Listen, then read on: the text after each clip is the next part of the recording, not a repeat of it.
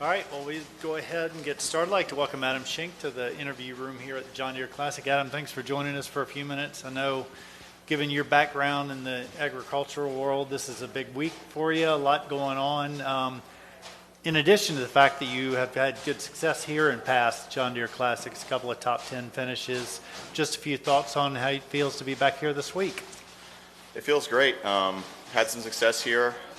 Midwest courses, bent grass, so I really enjoy that aspect of it. They take a ton of pride in their tournament and do a great job running it. So it's easy to come back here and really look forward to it year after year. And just a few comments about how you're feeling coming into the week. You've had 4 top 10s, including your 7th place finish last week at Rocket Mortgage.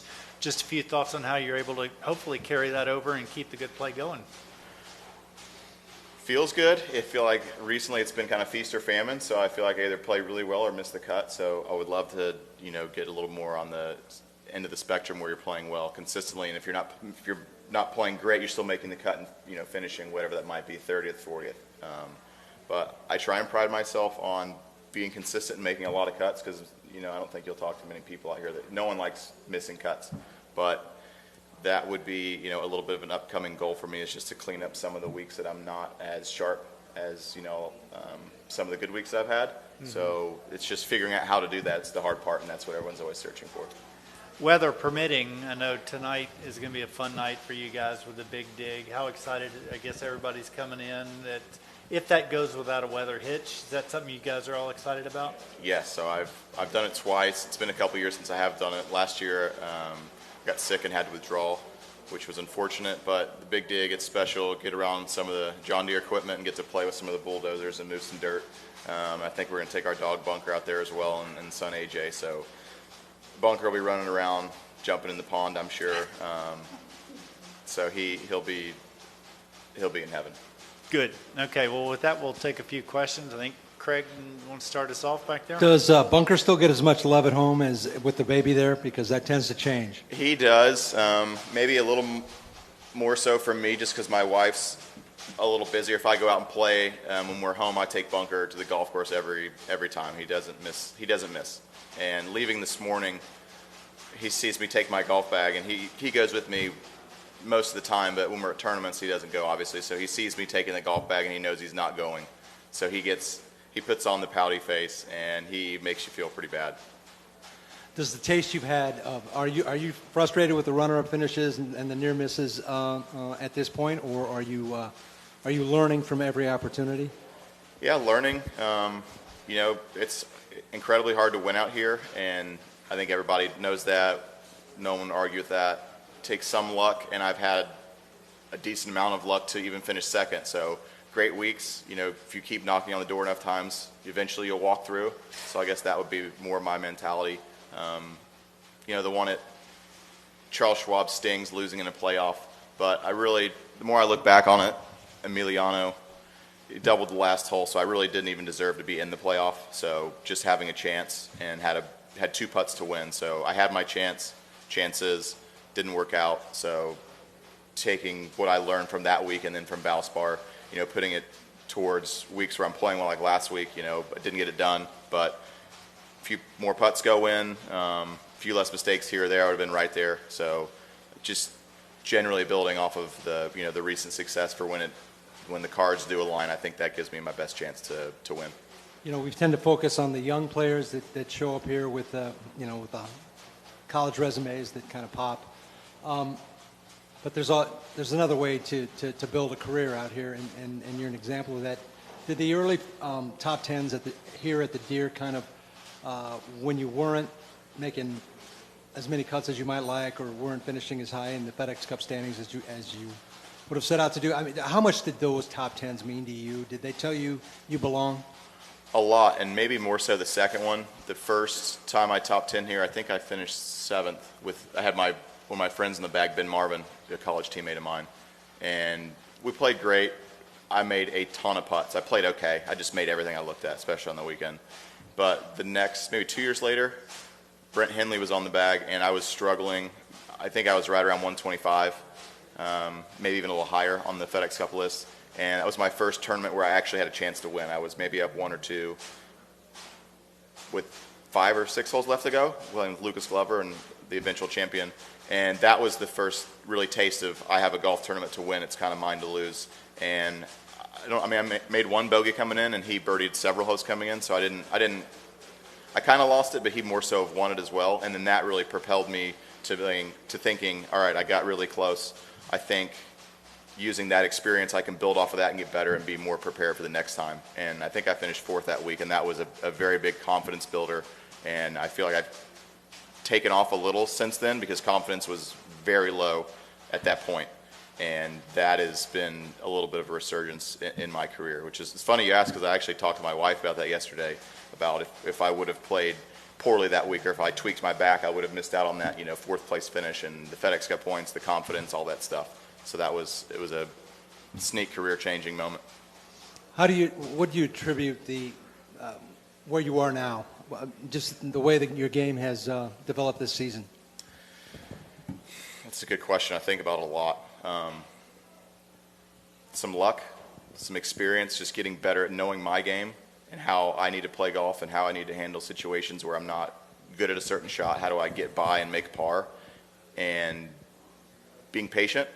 I mean, I know it's easier said than done, but it's a lot of the same things that the guys sit up here that win a lot more than I do, or win at all, because I have not won. But patience, sticking to your game plan, not getting ahead of yourself, just simple things like that. And then, there's a difference between talking about it and then actually doing it on the golf course. And that's where I feel like I've really improved, this year, is implementing it instead of necessarily talking about it, or, there's a couple exceptions where I stuck to my process, but here I kind of got loose and made 2 silly bogeys. That's what I've really tried to do this year, is just eliminate, can't eliminate all mistakes. I try to. I set a pretty high standard. Brett Swedberg and I, we try our best just to eliminate mistakes. Yes, he is. TJ. Are you familiar with the history of this tournament and the first-time winners that this has produced? I know it's produced a lot of first-time winners. I don't know how many or how many years in a row, but 23 up to this point. 23. Do you even think about that? Having not won yet, think, okay, this is a place where a lot of guys have done it. Maybe I can be the next one. Does that even cross your mind at all, or not? Not really. I mean, it would be awesome. I mean, just to have a chance on Sunday. That's all anybody's really looking for. It's just being in contention is so fun, and maybe that's what I've learned more than anything. It's when you get in contention, just how fun it is. So you're not necessarily trying to do anything just besides get back in that situation, so you can have that much fun again. Because you finish and you're like, man, that was really fun. I had a chance to win. I have not won yet. Obviously, I've mentioned that like 5 times now. But that's the fun part, and I think that's what, like guys like John Rahm or something that wins consistently, then you get a taste of winning, and he just gets back there so often, and it's just fun. Okay, but now was that just a step in the progression for you to have that mentality where being in contention is fun, as opposed to being in contention and getting deer in the eye, Headlights, yeah. Look and like, oh my God, I'm in contention. What do I do now? It can be, and I don't think you can predict how you're going to act. I mean, a lot of these new guys that come out here straight from college are like, much more so ready to win than I was. Like I said, I've been, basically a career grinder, so I've just kind of been on a slow, steady slope up, and there's some ups and there's some, downs for 4 or 5 months at times. And I think that you're exactly right when you said that's a step in the progression of just learning how I feel when I get in contention, how I handle the nerves, what changes in my swing, what did I mess up, and how do I fix it for the next time. And that's what I think everyone out here is always trying to figure out. And it's easier said than done.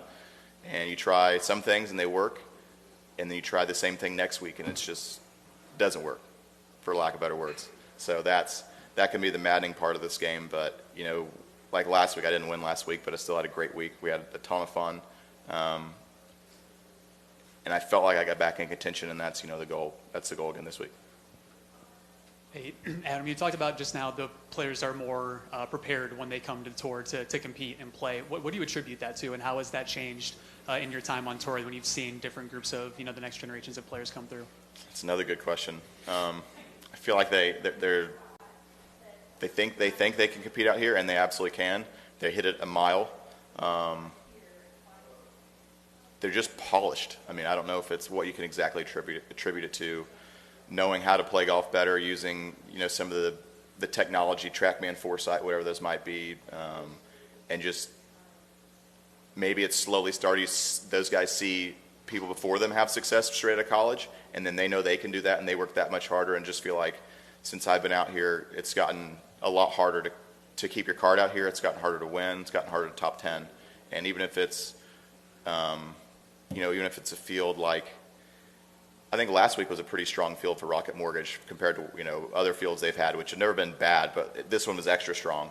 And it's still incredibly hard to win that field. If you go to the U.S. Open where everyone's there, it's incredibly hard to win no matter what the field is, no matter how many of the top players are there. You still have to play really well.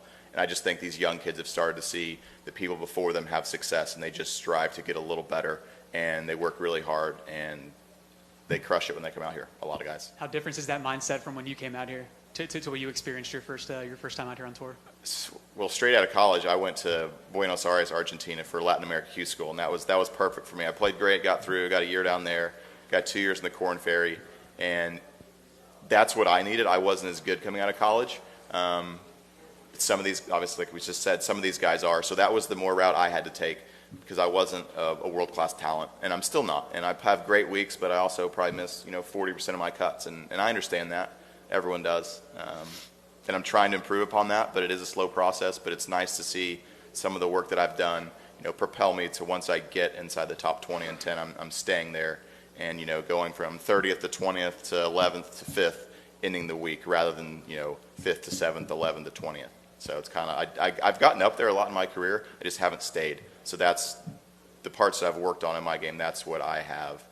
That's what's allowed me to kind of stay in the top 10 and have better results this year. You say you're not like a world-class player or anything like that, but you're top 30 in the FedEx right now. You're in position to be around for a lot of the playoffs. So how does that kind of change does it change your expectations for yourself for this season, or what you hold up for yourself for how far you can advance this year, or how does that kind of go? Absolutely, it does. I mean, I want to make Eastlake really bad. It's important to peak. Now it's into the season, so important to peak now. It's important to peak in Memphis and Chicago because those are the ones that I think they're worth 4 times the points, if I'm not mistaken. So a top 10 in either of those 2 events is going to get you to Eastlake. So it has changed my, maybe confidence a little bit. I feel like I'm not an outwardly overly confident person, but mentally I know it's in there somewhere. But the second if I feel like if I start acting cocky or act like I'm better than everybody else, which I'm absolutely not, then golf's just going to smack you upside the head. So I try and stay pretty level-headed and just worry about myself. And enjoy the success that I've had. I want to win, but the best way I can do that is just focus on myself and take care of business when you get a chance on the weekend.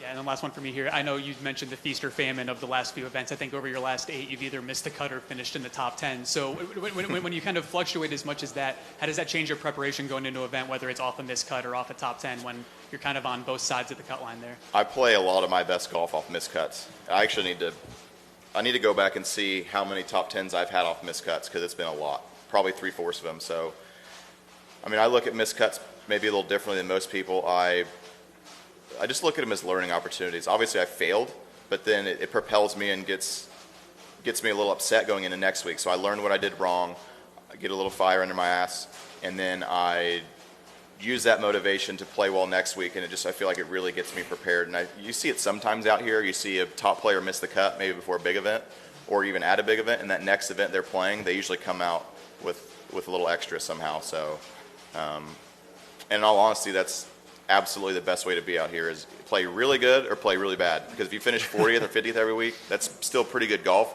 You don't get rewarded for it. So I've been on both sides of the spectrum. I've made like 8 cuts in a row and finished 40th or higher. And you'd rather miss every cut and have a 5th. So it's kind of backwards. You are rewarded for consistency out here, but you're not. I mean, when you play good, you need to play good. That's how it works. Adam, your life has changed out here with the success. You're going to the British Open and Scottish, is that correct? Not going to the Scottish. Okay, but you are in the British. That's brand new for you, right? Yes, first one. It's changed at home. How have those, obviously with your son coming into the world, how has fatherhood do you think influence what you're doing on the golf course? I think it does. I think you see a lot of people have kids and they play really good afterwards. You have a new perspective. It's, you know, golf, yourself, even your wife. It's, you know, your wife's very important, of course, but you've added a new addition where now your child is the most important thing in the world to you right now. And if I play great golf, that's awesome. If I play bad golf, that's okay too. I mean, he's 2 months old, so he's not going to know the difference. But he's also not going to know the difference really when he's 5 years old. So it's kind of the same as bunker. 80, 70, 60, it doesn't matter what I shoot. He's happy to see you at the door, jumping on you, ready to lick you. And I find comfort in that. I find myself thinking about him just a lot when I'm on the golf course or just throughout the day. And it just brings a smile to your face how special it is just to be a dad, and we're just really enjoying it. Got one more right in here. Hey Adam, you're sitting up there kind of joking a little bit about not winning. So what kind of keeps your positivity going every week to think about that, getting that one win eventually? I mean, everyone has such different talent levels out here. I mean, there's guys, I feel like there's 20 to 30 guys out here, maybe more. They're just really good. They're probably just a step above everybody else. And I was talking with Peter Malnati last week, and he said, maybe I shot 20 in it last week. Maybe he shot 19 or 18. And we talked in the locker room. He's like, I played great for me. I'm like, I played great for me too. That was a great week for me to finish 7th. And could I have shot 24? Maybe, but I would have had to have had 4 shots of basically luck of making a 20-footer, different things that needed to happen for me to have a chance. So I still played great. Where if John Rahm probably plays great, he's probably not finishing 7th. So I think it's important for people just to realize, if it goes back to focusing on yourself. If I take care of my business and handle my situations and my talent level and the shots I can hit and the shots I don't know how to hit as consistently, how do I get by those? That is how I give myself the best chance to win, rather than, I played great and finished 7th, I need to change everything. Because it is hard to win out here, and I think people lose sight of how good a golf you have to play to even finish in the top 20. And it goes back to the Kevin Kisner quote, a long time ago. They give away a lot of money for 20th place too, so it's not all bad. I mean, winning's great, but it's not all it's about. But that's something I have to knock off my list. That's next for me. So I would not have regret if I don't win, but it's something that I really, really want to do. Okay, that being said, though, your entire career, say you go without a win, would you be content having gone your entire career without a victory? Yes, it'd be fine. But it's something that would always be in the back of my mind, knowing how close I got and then never got there. So that's what would nag on me, or be the little guy on my shoulder possibly telling me. But hopefully I don't have to cross that bridge. But if I do, that's okay too. All right, well, we will let you go start working towards that. Thank Perfect. you for your time, Adam. Absolutely. We appreciate it. Thank you, guys.